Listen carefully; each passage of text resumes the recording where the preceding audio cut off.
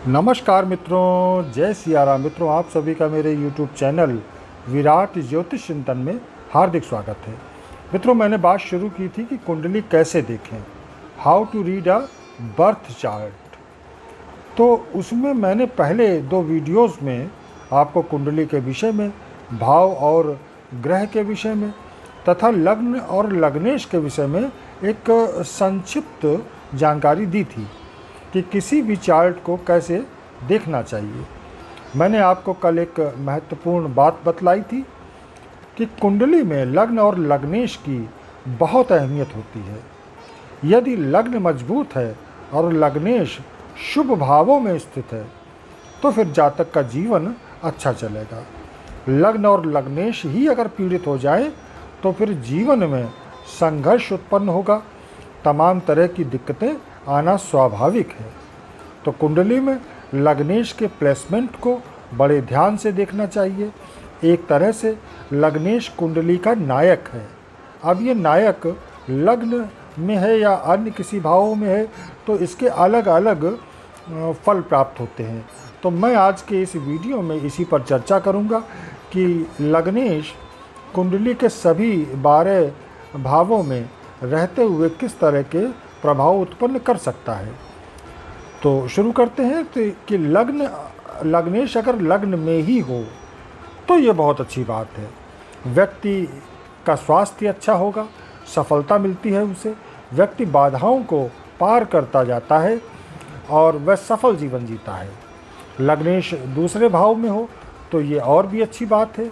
ऐसा व्यक्ति आर्थिक रूप से मजबूत होगा, घर परिवार का सुख मिलेगा, अच्छी शिक्षा प्राप्त होगी। लग्नेश अगर तीसरे घर में जाता है तो फिर ऐसा व्यक्ति साहसी, कर्मठ और उत्साही होता है।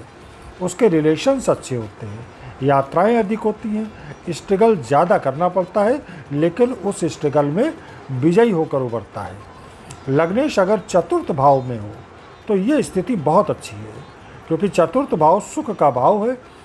तो फिर बहुत अच्छी बात होती है ये, और ऐसे जातक को जीवन में बहुत से सुखों की प्राप्ति होती है। उसका जीवन सुख शांति से भरपूर होता है।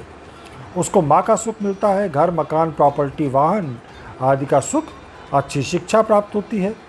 इन जातकों पर माँ का प्रभाव अधिक होता है। लग्नेश यदि पंचम भाव में जाए तो बहुत अच्छी बात है, क्योंकि 5th हाउस त्रिकोण भाव है, क्रिएशन का भाव है। शिक्षा, मित्र, अकस्मात लाभ का ये भाव होता है, इसलिए जातक बहुत क्रिएटिव होता है। वह विद्वान, अच्छे मित्रों वाला, अच्छी शिक्षा वाला और अकस्मात धन प्राप्त करने वाला होता है। इनका जीवन हंसी खुशी सुख शांति से बीतता है। कोई ना कोई आर्ट ऐसे लोगों में अवश्य होती है। छठे भाव में रोग, शत्रु, ऋण, वाद विवाद और संघर्ष है, इसलिए लग्नेश का छठे भाव में जाना अच्छा नहीं होता। ऐसा व्यक्ति जीवन भर संघर्षों से घिरा रहता है। प्रायः स्वास्थ्य की समस्याएं आती हैं, वाद विवाद में उलझा रहता है, रिलेशंस का सुख नहीं मिलता, प्रायः तनाव का सामना करते हैं। ये डॉक्टर या वकील हो सकते हैं और ये खुद के ही शत्रु होते हैं। अब बात करेंगे जब लग्नेश 7th हाउस में जाए।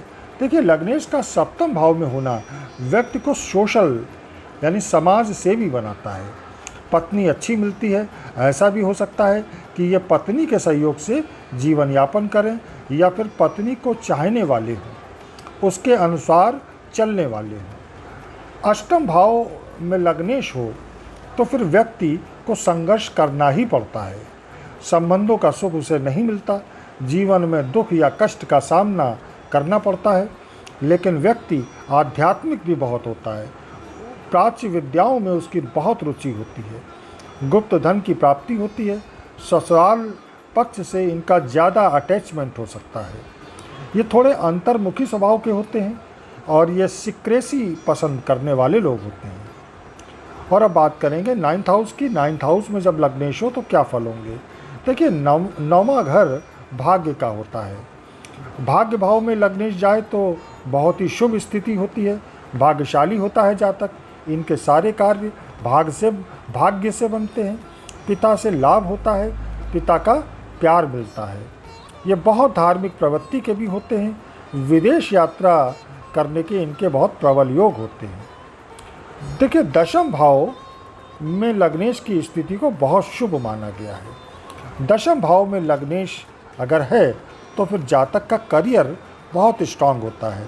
प्रायः बड़े पद पर होते हैं, प्रतिष्ठित पद पर होते हैं, या फिर बिजनेस करते हैं, या फिर ये राजनीति में सफल होते हैं।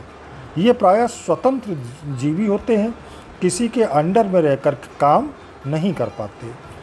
11th हाउस की बात करें तो ये लाभ भाव होता है, और लाभ भाव में लग्नेश का जाना जातक को सदैव लाभान्वित करता रहता है।